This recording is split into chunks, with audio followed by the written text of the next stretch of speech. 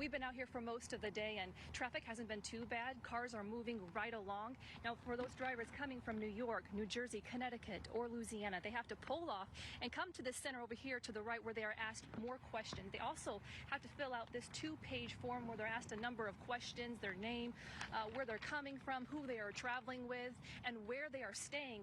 And if they violate the self-isolation, they could face jail time or be fined. Yeah, they want some time in the morning and in the evening. Here at Michler's Landing, you can see the gates are closed. It's empty, which is why I don't have my mask on. Not a lot of people around. Now, some say the beach is a place to relax, to forget about your worries, while others say they are afraid it will only bring in more people from other counties and the beaches will get crowded. As she posted to Facebook this week saying, I need masks and gloves. If you know where some are, let me know. And, she's not the only person having a hard time finding these basic medical supplies. And they're asking people, if you need to call 911, make sure you let the dispatcher know if you have symptoms of COVID-19. Those 3 firefighters are in quarantine now for 14 days. And those 2 patients, they're at the hospital fighting this virus. Yeah, let's get you caught up on what we know so far. According to the health department's latest report at 11 p.m., 2 elderly women, a 74 and 87-year-old, died from COVID-19 in Duval County. Right now, there are more than 1,000 confirmed cases of COVID-19 in our area. Governor Ron DeSantis said rapid testing will be available throughout Florida. Now, right now, coronavirus cases are rising in our area. In Duval County, right now, there are 639 cases. St. John's has 170, and there are 9 fewer cases in Clay County, and Nassau remains at 33. Now, this is a graphic showing the number of confirmed cases in Florida and Georgia. In Florida, there are more than 18,000 cases in the state, and more than 400 people have died. In Georgia, there are more than 12,000 cases of COVID-19, and more than 400 people have died in the state. But he answered prayers, and I'm still here. Carl Shook is back with his wife, at least through phone and video chat. But the 72-year-old wasn't sure he'd ever see home again. Very lucky, very fortunate to be here. I talked to Carl and his wife through video chat. They are both at home, but Carl still has to isolate himself. I'm feeling much better than I did 5 days ago when I was allowed to come home. Shook tells me back in mid-March, he started to feel sick. The symptoms that I experienced was a lot of muscle fatigue and just being very tired and not having any appetite. Shook says it continued for a few days until his wife called the hospital. On the 20th of March, he went to the ER and was put on a ventilator and was sedated for 2 weeks. I really have zero recollection from that period of time. Doctors used hydroxychloroquine and other drugs to help him fight the virus. On Friday, nurses and doctors cheered for Shook as he was wheeled out of the hospital. The staff were clapping and cheering. I just, it was just a very warming feeling for me. Totally unexpected. Shook is a fighter. He's proven that before. He beat lung cancer a few years ago. Everyone needs to be very proud of what they did for Carl. It was no small feat. And we'll be eternally grateful to them. He's my hero. Yeah, they want some time in the morning and in the evening. Here at Michler's Landing, you can see the gates are closed. It's empty, which is why I don't have my mask on. Not a lot of people around. Now, some say the beach is a place to relax, to forget about your worries, while others say they are afraid it will only bring in more people from other counties and the beaches will get crowded.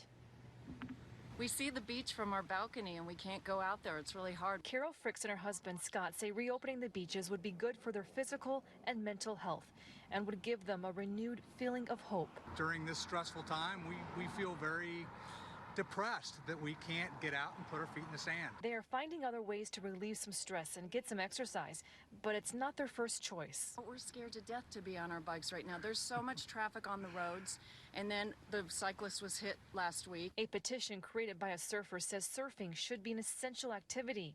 It has more than 10,000 signatures. This morning, for nearly 2 hours, people in the community called in and told St. Johns County commissioners why they believe the beaches should reopen. Others say it's too soon. Opening up the beaches right now would be a tragic mistake. I understand it. I get that people are going a little stir crazy right now, but the priority should not be a nice walk on the beach. A little over a week ago, St. Johns County closed the beaches, more than a week after Mayor Lenny Curry ordered beaches in Duval County to close. Before the closure, the beaches along St. Johns County were crowded. This is what it looked like at Meikler's Landing. Other local county beaches are closed, but these bikers say this is just what people need. Exercising, walking would be, I think, a godsend for the mental health of the community. Now, St. Johns County Commissioner said today it would just be too hard to patrol and said the beaches, they need to stay closed for now, but they would talk about it each week. Now, last week, Georgia's governor decided to reopen all beaches only for exercise. That means no chairs, towels, or umbrellas. Reporting live in St. Johns County, Amber Kriska, Action News Jax. Yeah, Kendall Whitaker is taking a break from the emergency room. She's staying home, trying to stay healthy so she can see her son again, and she's not sure how much time she has left with him. This will be the longest 2 weeks of Kendall Whitaker's life. If I can just stay healthy until April 18th, they come home.